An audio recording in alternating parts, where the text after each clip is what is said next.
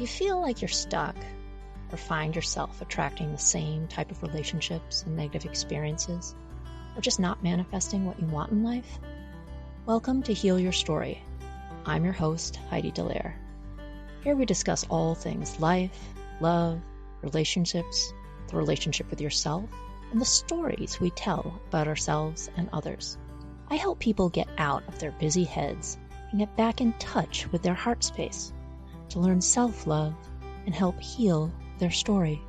I'm a heart space and relational coach, a holistic health practitioner, and author at HeidiDelaire.com and LoveWideOpen.com. Let's go hold some heart space together. Hey everyone, welcome to episode 123, How to Maintain Your Motivation.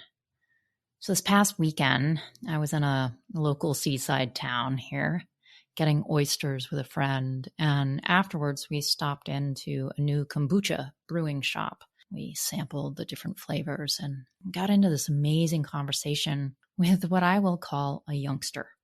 Elise is 28 years old and is an advocate for the Maine Youth Coalition. I inquired about what she does, and then I was just blown away with this young person. Felt so inspired by this person who's 22 years younger. And what I gathered out of our conversation was that although she inspired me, it was my own motivation and outside force that makes me want to do even more of what, do more of what I love. And that by being motivated to become the best coach that I can help more people along their healing journey. So she was completely inspiring. What a just beautiful young person. But yet I wasn't motivated for her cause. Being inspired and seeing someone take action and motivated in their own actions really reminded me and made me take stock of, how am I motivating myself on the day? And motivation takes a lot. It could be kind of tricky. And, motivation and inspiration are terms that are often used interchangeably, yet they actually mean different things.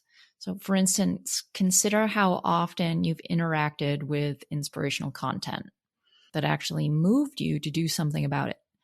Probably not, right?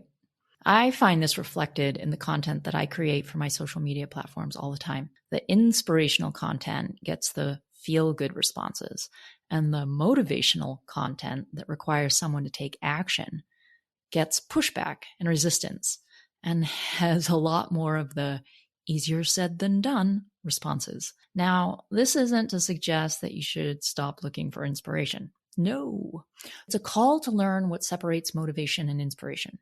And most crucially, understand how embracing one and foregoing the other can help you take really meaningful action in your life. So what does motivation actually mean? Motivation is the stimulation of any emotion or desire operating upon one's will and promoting or driving it to action. It often involves an outside force and tends to be short-term. Whereas inspiration is the process of being mentally stimulated to do or feel something, especially to do something creative. And that comes from within and tends to be long-term. So when it comes to getting things accomplished, motivation can be really hard to come by. Yet motivation is exactly what is needed. A small amount of motivation is required to do small, simple things like brushing your teeth. Bigger tasks require more motivation to complete. But how do you manufacture motivation when you have none? Well, when you learn, kind of force yourself to motivate, you will accomplish more. Here are some ways that you can actually motivate yourself. One of them is to use pain as motivation. Yep, I said that. Use pain as motivation. And when I say pain, I mean looking at something like if you fail to complete a particular task, what damage will be done? It might just be that it's an inconvenience of having even more to do the following day. Or it could be the prospect of someone dropping by your house unannounced and they see the mess that you haven't gotten to in weeks. That would cause you pain because you'd feel, oh, shoot, now what are they going to think of me? Using pain to motivate you is coming up with several good reasons why failing to take action would be painful to you. Now, on the opposite, you can use pleasure to motivate you. Think about it this way. Saving $25 this week might not be too exciting to you, but the vacation you'll be taking next year, oh, that sounds pretty darn great. So remind yourself of all the benefits you'll receive by saving this $25 this week, next week, the week after that. And man, when a year comes by, look at all the money you've got for this vacation that you're planning. So make a long list that will help to keep the fire burning inside to successfully deal with those unpleasant or boring tasks. Visualize the future you expect to enjoy from getting your tasks completed. Rehearse your successes in your mind. Create an image that motivates you to take the next step, and enthusiastically. Another way to motivate yourself is to set short-term goals. It's hard to stay motivated for more than 8 to 10 weeks. So if you have a goal that will require, let's say, a year to accomplish, you'll run out of steam before you're successful. So you have to break down your goals that take an extended amount of time and put them into smaller tasks and smaller goals that can be accomplished within a couple of months, right? Like that big goal, what are the smaller goals that you can focus on? Like, I need to get this done this month and then the next month, so that it doesn't become an overwhelming task and then you become unmotivated to do it. How else can you motivate yourself? Make the task more enjoyable. All right, let's just use this. Raking the leaves might sound like a really dreadful way to spend the afternoon. But what if you then really got into the groove of your favorite album on your iPod or your phone while you raked? You could also invite a few friends over for barbecue and ask them to bring a rake. That's a lot more fun, and you get it done faster. So ask yourself, how can I make this task as enjoyable as possible? And then listen to the answers you receive. Ask yourself, get in there. How can I make this task as enjoyable as possible? Listen to the answers you receive and do it.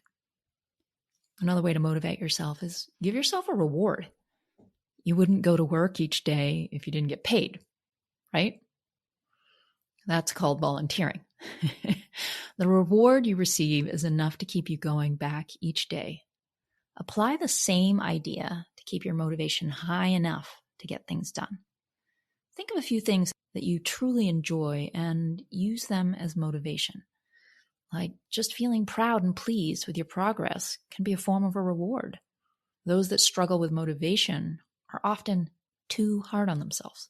So be happy with your progress, and you can expect to enjoy more progress in the future. Another way to motivate yourself, take a really big breath, right? Let's just do it right now. Fewer things will drain your motivation faster than an overstimulated mind. So stay clear on what you're trying to accomplish and focus on the most direct path to get there. Deal with one task before moving on to the other, because if you don't, you're going to put yourself in an anxiety spiral and then overwhelm and then don't get anything done. So keep your brain focused on your current task. Meditation is an effective tool for learning to focus more effectively. What else to motivate you? Include another person. Going to the gym each day can be challenging, but if you know that your workout partner is waiting there for you, it's really a lot more difficult to bail or to stay home and not go. So the presence of others can increase your level of commitment. Just reach out to a friend. Ask them to be your commitment buddy, your motivation buddy. Without motivation, then willpower is your only solution. Willpower is much more difficult to sustain than motivation. Learning to control your motivation is part of learning to control yourself. There's little that can't be accomplished once you learn how to successfully manage your level of motivation. Even the most challenging tasks become manageable. So if you're needing extra help in the motivation department to work through what's holding you back, you can sign up for a Heal Your Story strategy session. The links are in the show notes. I'm sending you lots of love and hoping you find your inner motivation. Bye for now. Thank you for listening to another episode of Heal Your Story. Please subscribe on Apple Podcasts, Spotify, or wherever you listen to podcasts. You can find me, my coaching services, my book, or book a Heal Your Story strategy session at HeidiDelaire.com. For other self-development articles, go to lovewideopen.com. And you can also follow me at Heidi Delaire or Love Wide Open on all social media channels. Thanks so much. Sending lots of love.